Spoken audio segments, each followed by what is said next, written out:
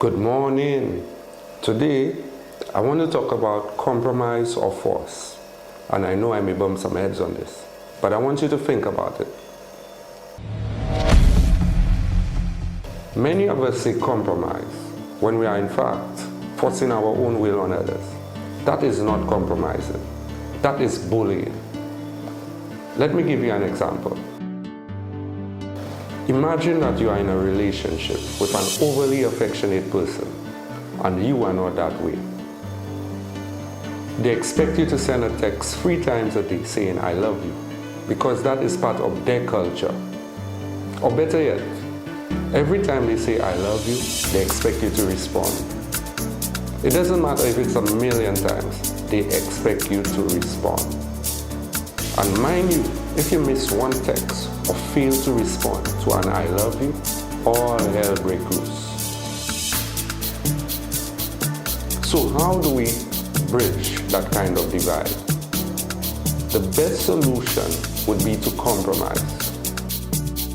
To compromise means to give into something that someone else wants, that you don't want, in order that the two of you can reach an agreement. Something you want, not something I want. So why is it that you believe I have to be the one to give in to make you happy? What about my happiness? My happiness, which depends on me not having to fake being affectionate. And why is it that if I fail to meet that obligation, automatically it means that I don't love you or I don't care? Why can't it be my way and not yours? Why can't you be a little more understanding and cut me some slack? That right there is the difference between compromise and force. We both need to be understanding. We both need to meet each other halfway. It can't be your way or mine.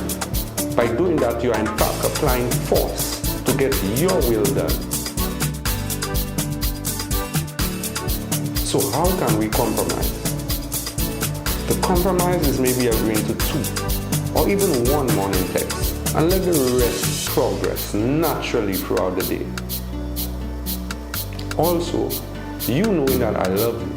So if I don't feel like saying it, I've already done all I can to show it so that you know I do. There are many ways to prove loyalty and commitment. And I firmly believe that nothing in life should be forced. Think about it. To force someone means to make them do something against their will. Therefore, if you have to force it, it means the authenticity does not exist. It is not real. Remember, love cannot live under domination. So instead of forcing people, look for true compromise. True compromise led by understanding. Of course, let people know what you want, but also give them the opportunity to want it too. Learn your partner's love language so that the validation you need can be seen and felt, because I can assure you it's there. Forget the text and put aside your doubts. Stop forcing things because of your insecurities and calling it compromise. True compromise is a natural decision that meets the needs of all involved. And even if things don't go your way, at least you can live with the concessions you had to make for the sake of your happiness and peace.